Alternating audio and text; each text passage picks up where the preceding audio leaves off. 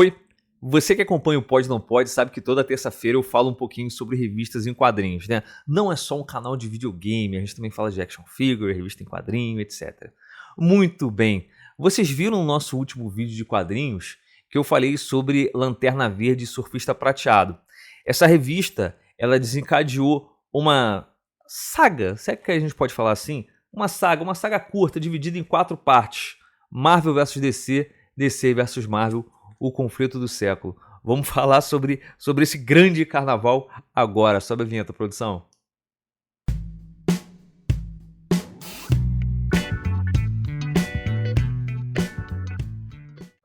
Olá, meu amigo. Olá, minha amiga do Pode Não Pode. Como é que vão vocês? Todo mundo bem? Eu espero que sim.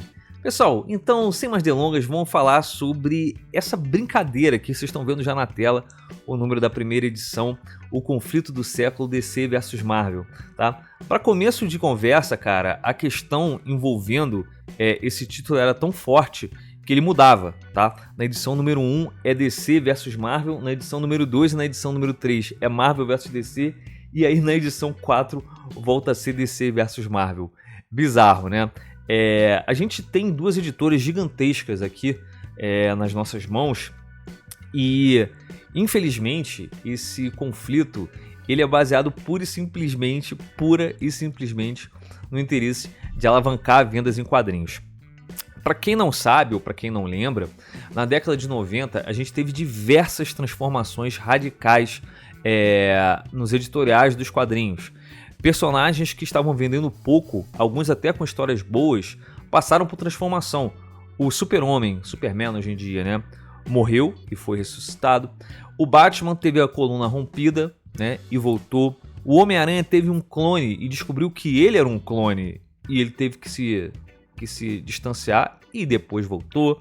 O Capitão América morreu, o Justiceiro morreu. O Thor mudou completamente, a Mulher Maravilha deixou de ser a Mulher Maravilha. Eu posso ficar aqui falando durante muito tempo. E você vê diversas transformações dessas justamente nessa revista aqui, Marvel vs DC, DC vs Marvel. E você vê realmente que as editoras estavam um pouco perdidas, né? Você tinha uma nova espécie de visual, cara, imposto nas revistas, até pela mudança de conceito de estética básica que a gente tinha nessa época, né? As mulheres estavam extremamente voluptuosas, os homens com peitorais absurdos, tendo em vista já o famoso meme do Capitão América do nosso Rob Liefeld. Enfim, tudo era muito diferente na década de 90. Inclusive diferente de hoje em dia no que se refere à grana. As editoras não estavam bem financeiramente. A Marvel Comics, ela vendia direitos para filmes e animações, etc., televisivos e no cinema, dos seus personagens. O Homem-Aranha e, salvo engano, o Motoqueiro Fantasma também foram vendidos para a Sony. Os X-Men para a Fox, junto com o Quarteto Fantástico, e por aí vai. Então, a Marvel estava fazendo o que ela podia para poder reequilibrar suas finanças. E a DC não estava muito longe. A DC tinha um acerto com o Batman nos cinemas, mas depois do Batman Retorno, vocês lembram, Batman Eternamente e Batman e Robin eram filmes horrorosos. E o Batman e Robin, pelo que eu sei, nem tão bem assim ele foi economicamente nos cinemas. O Batman Eternamente até que sim. Mas o material era ruim, no geral era ruim. E nos quadrinhos, a década de 90 ela é complexa, ela é complicada.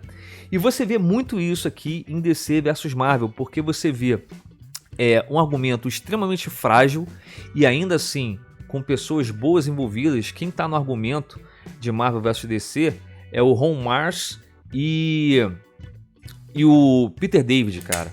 Olha só, são 2 argumentistas que eles não são ruins. Não são ruins nem um pouco. O Peter David ele é incrível, cara. O Ron Marz também ele é muito bom.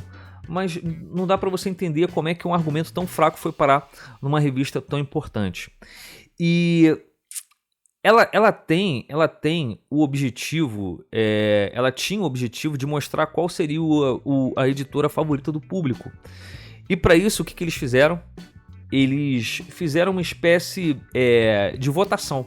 O público votava, preenchia um documento, mandava pelo correio. Era assim que funcionava na década de 90. Mandava pelo correio qual super-herói ele gostaria que vencesse um confronto. O Hulk ou o Superman? O Lobo ou o Wolverine? Olha que confronto absurdo. Superboy ou Homem-Aranha, Tempestade ou Mulher Maravilha, e por aí vai, né? E através dessa votação, eles colocaram nas páginas das revistas os resultados. Então você vê resultados absurdos, como por exemplo, vou dar um spoiler aqui, tem 30 anos a revista, basicamente, o Lobo sendo derrotado pelo Wolverine é algo que não faz o menor sentido. E nessa época, vocês lembram que eu falei no início do vídeo sobre transformações?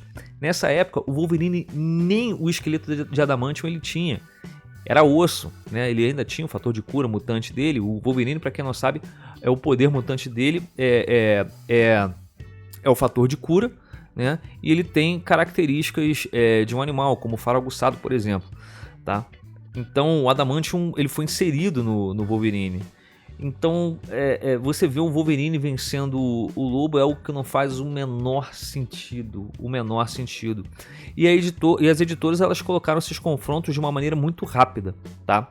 Só que, cara, vamos pra história, porque a história não é pura e simplesmente jogar personagens pra lutar entre si. É exatamente essa história, cara. Existem dois deuses, cada um é criador de um universo. Um criou o universo DC e o outro criou o universo Marvel. E eles se ignoravam durante milênios. Só que algo aconteceu e um passa a reparar no outro, né? E eles se odeiam. Então, o que acontece? Eles resolvem colocar alguns dos seus campeões para lutarem entre si. O universo que tivesse o resultado melhor, ele continuaria existindo. O universo que tivesse o resultado pior, deixaria de existir, tá? São 11 campeões no total. Deixa eu ver se eu consigo falar para vocês aqui. O Superman enfrenta o Hulk. O Capitão Marvel, que hoje em dia é chamado de Shazam, né? Enfrenta o Thor. O Mercúrio enfrenta o Flash. O Namor enfrenta o Aquaman. O Robin enfrenta a Jubileu. O Homem-Aranha enfrenta o Superboy, a Tempestade enfrenta a Mulher Maravilha, o Batman enfrenta o Capitão América, o Lobo enfrenta o Wolverine, a Elektra enfrenta a Mulher Gato e o Surfista Prateado enfrenta o Lanterna Verde, que na época era o Kyle Rayner, tá? Então, esses são os personagens que vão se enfrentar nos quadrinhos. A Elektra vence a Mulher Gato. O Surfista Prateado ele vence o Lanterna Verde. E aí vocês acham que eu vou falar quem vence mais quem? Não vou falar não, porque aí você vai ter que correr atrás da revista, que será relançada provavelmente muito em breve aqui no Brasil, tá? A arte da revista ela tá nas mãos do Dan Jurgens, que era muito famoso na época pelo desenho do Superman, inclusive ele é um dos responsáveis pela morte do Superman, tá? E também do Claudio Castellini, que ficou conhecido por desenhar Quarteto Fantástico, Surfista Prateado, tá? O Dan Jurgens, pessoal, ele tem uma arte muito agradável aos meus olhos quando ele desenha o personagem de perto. Quando ele reduz os personagens que ele desenha, eu acho que ele não manda bem. Eu acho que não fica bom. E o Dan Jurgens tem certo problema com movimentação também, tá?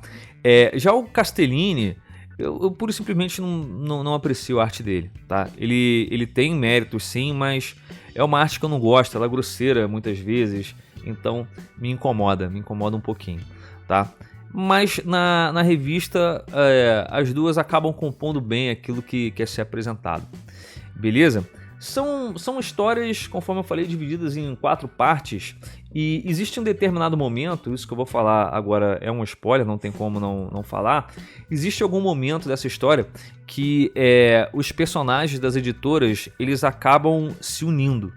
Como, por exemplo, um personagem que é o Batman e o Wolverine ao mesmo tempo, chamado Garra das Trevas.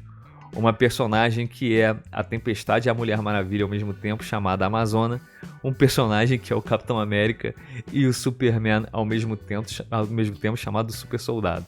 Então, caras, esse universo é chamado de Universo Amálgama e ele acontece dentro dessa edição e ele rendeu pra gente também aqui no Brasil 3 gibizinhos no formatinho, que eu vou falar sobre eles aqui em breve, tá? A forma como a história termina ela é bem melancólica mesmo, mas essa é a primeira parte de outros confrontos que esses universos Marvel e DC iriam participar, tá? E abriu de fato uma série de crossovers entre as duas editoras, tá? A gente tinha visto o Batman contra o Justiceiro, que era mais próximo até acontecer esse Lanterna Verde e Surfista Prateado, que abriu o Marvel vs DC. E a partir daí a gente viu, cara, muita coisa. A parte mais interessante, o grande legado que eu acho que existe desse crossover é porque ele passa para o público que existem dois universos, o universo Marvel e o universo DC, e que eles podem, em algum momento, coexistir, com um personagem indo para um universo, outro indo para outro, e isso eu acho que é bem interessante e faz com que a gente possa no futuro ter novos crossovers. Como vai ser republicado nos Estados Unidos toda essa série que nunca tinha sido republicada, tá? Eu acredito que em algum momento a gente vai voltar a ler alguma coisa envolvendo Marvel e DC juntas, tá bom? Quiçá um dia no cinema, conforme for reduzindo o número de público e tanto Marvel e DC nos cinemas não conseguirem fazer tanta grana, eu acredito que a gente possa sim um dia ver algo nesse sentido nos cinemas.